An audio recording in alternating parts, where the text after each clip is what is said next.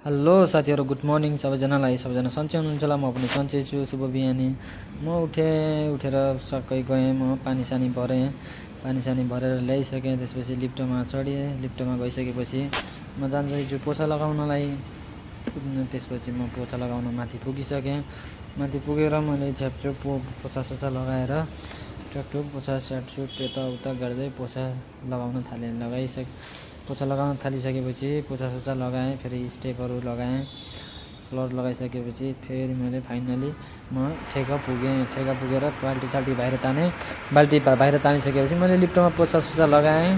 लिफ्टमा पोछा लगाइसकेपछि म बाल्टी समातेर लागेँ गाडी धुन जाँदाखेरि बाटोमा मामा झाडु मार्न लाग्नु भएको रहेछ आफ्नो बिल्डिङमा। मामासँग कुराकानी भयो। अलिअलि केही मासु खाने भन्ने कुरा गरिराख्नु भएको रहेछ।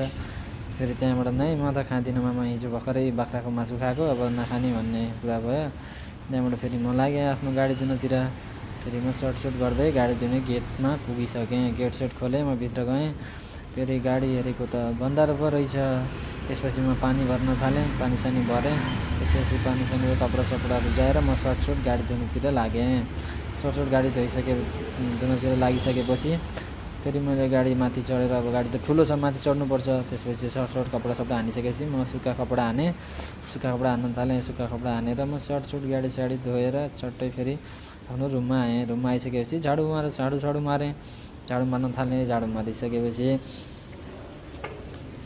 मारेर फेरि मैले झाडु मारेर सकाएँ। त्यसपछि म लागेँ आफ्नो नुहाइधुवाइ गरेर टक्कै खाना बनाउनतिर लागेँ। खाना बनाउनतिर गएँ। सिँढीमा चढेँ। त्यसपछि गएर बल्ल अनि लिफ्ट आयो। लिफ्टमा चढेँ। लिफ्ट फेरि थर्ड फ्लोरमा रहेछ। थर्ड फ्लोरमा फेरि लिफ्टभित्र चढेँ। आफ्नो उता देखिया रहेछ। फेरि पुगेर म फर्स्ट रुममा पुगिसकेँ खाना बनाउने। त्यसपछि चाबी त्यहीँ रहेछ। आफू जिम गइसकेका रहेछन्।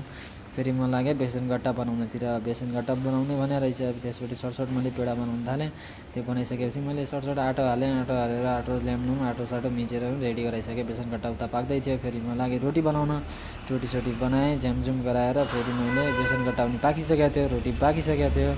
अनि त्यसपछि मैले दही मसलाहरू हालेर मिक्स गर्न थालेँ। मिक्स गरिसकेपछि फेरि म लागेँ कराहीमा चढाएर जिरा फुराएँ। अनि त्यसपछि मैले हालेँ प्याज टमाटरको ग्रेभी। त्यसपछि हालेँ मैले अघि बनाएको त्यो दहीहरूको। त्यसपछि हालेँ मैले बेसनगट्टा। फाइनली रेडी भइसक्यो। यो चाहिँ एकदमै स्वादिलो हुन्छ है साथीहरू। By by.